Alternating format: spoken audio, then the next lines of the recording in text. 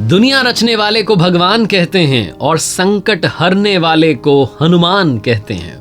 भगवान श्री राम के सबसे बड़े भक्त हनुमान जी के चरणों में सादर प्रणाम। हनुमान जी प्रभु श्री राम के कितने बड़े भक्त थे, इस बात से आपको पता चलेगा।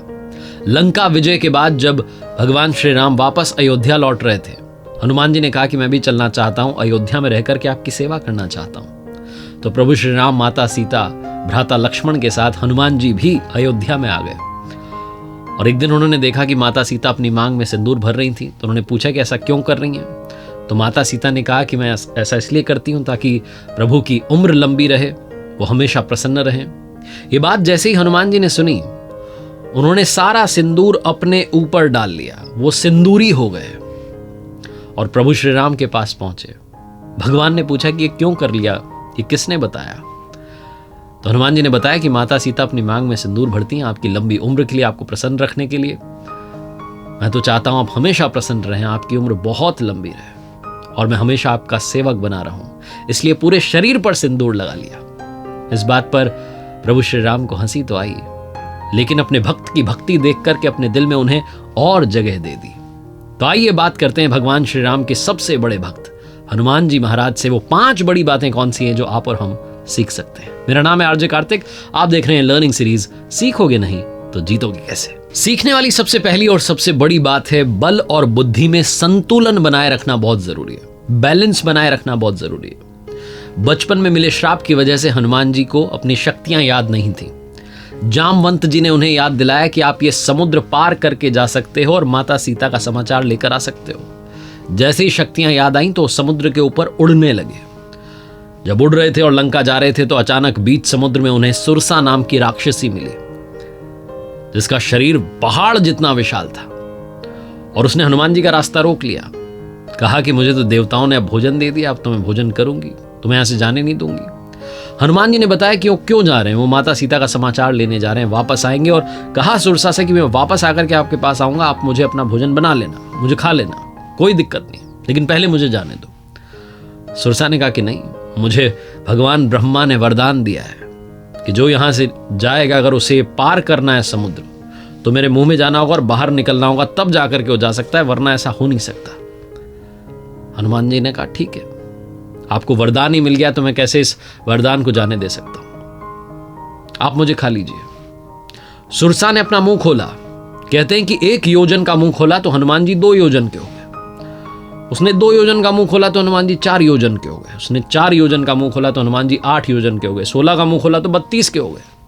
जब सुरसा ने 100 योजन का मुंह खोला तो हनुमान जी तीव्र गति से एकदम छोटे हो गए, सुरसा के मुंह में गए और वापस आ गए। जैसे हनुमान जी ने किया, सुरसा उनकी बुद्धि से बड़ी प्रभावित हुई, प्रसन्न हुई और अपने असली रूप में आ गई। उसने बताया कि वो सर्पों की माता है और देवताओं ने उसे यहां पर भेजा था हनुमान जी की परीक्षा लेने के लिए, कि देखा जा सके कि जो माता सीता का समाचार लेने जा रहा है उसमें कितना धीरज है, कितनी बुद्धि है, कितना बल है। और सुरसा ने कहा कि आप इस परीक्षा में उत्तीर्ण हो गए हैं, आप जाइए और माता सीता का समाचार लेकर के आइए, प्रभु श्री राम को समाचार सुनाइए। ये पहली बात बहुत इंपॉर्टेंट है लाइफ में। बल और बुद्धि में बैलेंस बना करके रखना बड़ा जरूरी है। मालूम होना चाहिए कि कहां बड़ा बनना है और कहां छोटा बनना है, छोटे रह करके काम निकाल लेना है। जब हनुमान जी लंका पहुंचे तो असुरों की भीड़ में, राक्षसों की भीड़ में भगवान के भक्त को उन्होंने खोज लिया। दूसरी बड़ी बात जो उनसे सीखी जा सकती है वो है मैनेजमेंट। लंका विजय को आसान बनाने का काम किया था प्रभु श्री राम के सबसे बड़े भक्त हनुमान जी ने। असुरों की भीड़ में, लंका में राक्षसों की भीड़ में उन्होंने भगवान के भक्त को खोज लिया। एक घर के बाहर से आवाज आ रही थी, प्रभु श्री राम की जयकार हो रही थी। तो ब्राह्मण का भेष धर करके भक्त की परीक्षा ली और पता चला कि सच्चा भक्त है, तो विभीषण से मित्रता कर ली।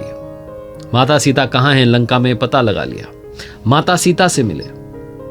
उसके बाद में लंका में भय फैलाने के लिए वहां आग लगा दी, बता दिया उनको कि भैया हमारी सेना जो है कितनी विशाल है, कितना बड़ा युद्ध होने वाला है। विभीषण की मित्रता भगवान श्री राम से करवा दी। लंका विजय को इन शॉर्ट आसान बनाने का काम किया, अपने प्रबंधन की वजह से, अपने मैनेजमेंट की वजह से, अपनी स्ट्रैटेजीज की वजह से। तो लाइफ में जब कोई बड़ा लक्ष्य आ जाए तो छोटे छोटे स्टेप लेकर के आप चीजें आसान कर सकते हैं, ये सिखाते हैं हनुमान जी।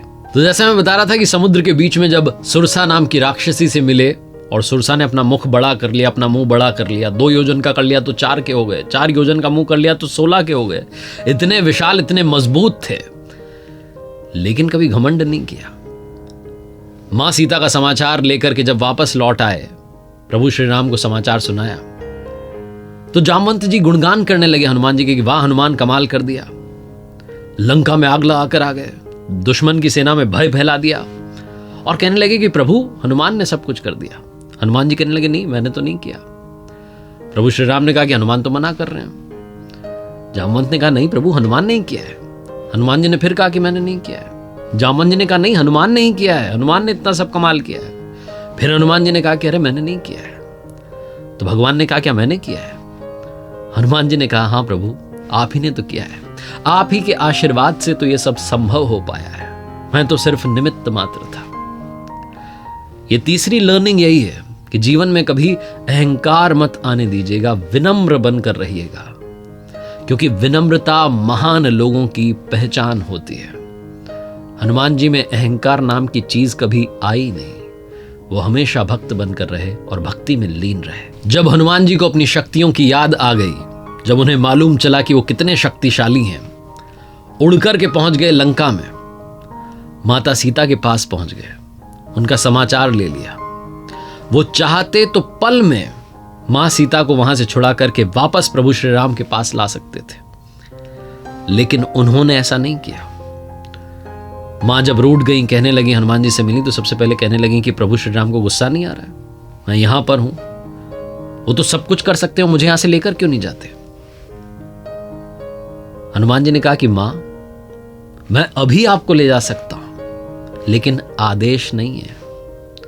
दूसरी बात, प्रभु श्री राम खुद यहां आएंगे, रावण का वध करेंगे और आपको ससम्मान ले जाएंगे। मैं रावण की तरह चोरी करके यहां से नहीं जा सकता, आपको यहां से चुरा के नहीं ले जा सकता। भगवान आएंगे, रावण का वध करेंगे, ससम्मान आपकी वापसी होगी। आप थोड़ी सी प्रतीक्षा कीजिए, अभी आदेश नहीं है। चौथी बड़ी लर्निंग यही है, भावनाओं को कंट्रोल करना सीखिए, काबू में रखना सीखिए। जब मां सीता को उस हाल में देखा हनुमान जी ने, अशोक वाटिका में थी, उदास थी, रो रही थी, परेशान थी, गुस्सा तो उन्हें भी आया कि अभी ले चलें, लेकिन मालूम था कि आदेश नहीं है। इसलिए अपने इमोशंस को कंट्रोल किया और मां से कहा कि मां बस थोड़ी और प्रतीक्षा कीजिए, प्रभु आते ही होंगे। वरना अगर हनुमान जी चाहते तो पल में ये काम कर सकते थे। उन्होंने अपना ये भी नहीं सोचा कि भाई मैं अगर ये काम कर दूंगा तो दुनिया पता नहीं क्या कह देगी। अपने स्वार्थ को आड़े नहीं आने दिया कि दुनिया कहेगी वाह साहब कमाल ही कर दिया, ये तो अकेले लेके आ गए।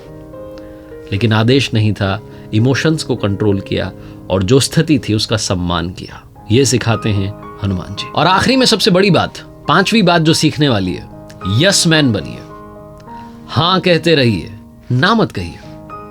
हनुमान जी ने कभी ना नहीं कहा। उनसे कहा ये काम कर दोगे, बोले कर देंगे। समुद्र के ऊपर से उड़कर के लंका जाना है, चले जाओगे, बोले चले जाएंगे। जब लक्ष्मण जी युद्ध में मूर्छित हो गए, वैद्य जी ने कहा कि संजीवनी बूटी चाहिए। कहां लंका और कहां हिमालय? बोले हिमालय में मिलती है। वो संजीवनी बूटी अगर रात रात में आ जाए, सूर्योदय से पहले आ जाए, तो लक्ष्मण जी के प्राण बच सकते हैं। हनुमान जी से कहा गया कर दोगे काम, बोले कर देंगे। ना नहीं कहा। कोई दूसरा होता तो कहता लाओ बताओ कैसी होती संजीवनी बूटी, मुझे बताओ, मुझे तो पता नहीं, थोड़ा बताओ तो सही। कुछ नहीं पूछा, बोले हिमालय पे मिलती है ना। कहते हैं कि विद्युत की गति से, लाइटनिंग स्पीड से गए। एक रेखा सी दिखाई दी आसमान में। जब हनुमान जी लंका से रवाना हुए, हिमालय पहुंचे, एक रेखा सी दिखाई दी, वहां पहुंचे तो उन्हें समझ में नहीं आया कौन सी संजीवनी बूटी, तो पूरा पहाड़ उठा करके ले आए। उनका एक ही संकल्प था कि लक्ष्मण जी के प्राण बचने चाहिए। प्रभु की आंखों में जो आंसू आए हैं उन्हें और उदास नहीं करना है। प्रभु के चेहरे पर मुस्कान आनी चाहिए, उनके भ्राता के प्राण बचने चाहिए। वो पूरा पहाड़ लेकर के आ गए, लेकिन ना नहीं कहा। अगर आप भी लाइफ में कुछ बड़ा अचीव करना चाहते हैं तो ना कहना बंद कीजिए, यस मैन बनिए। और जाते जाते हनुमान नाम के पीछे की कहानी। हनुमान जी के पिता का नाम केसरी जी था।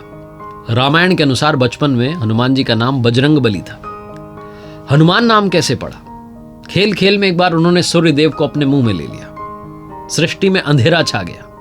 ये बात जब देवराज इंद्र को मालूम चली तो गुस्सा हो गए, अपना वज्र लेकर के आए और बाल हनुमान की ठोड़ी पर प्रहार किया। ठोड़ी टूट गई। ठोड़ी को संस्कृत में हनु कहते हैं, वहीं से उनका नाम हनुमान पड़ गया। आखिरी में बस यही प्रार्थना है कि संकट मोचन संकट हर लो, मंगल के दिन मंगल कर दो।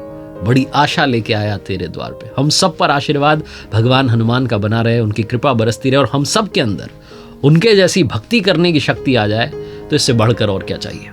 देखते रहिए मेरे साथ हर सोमवार सुबह 9:30 बजे एक मोटिवेशनल कहानी और हर शुक्रवार सुबह 9:30 बजे लर्निंग सीरीज का एक नया वीडियो।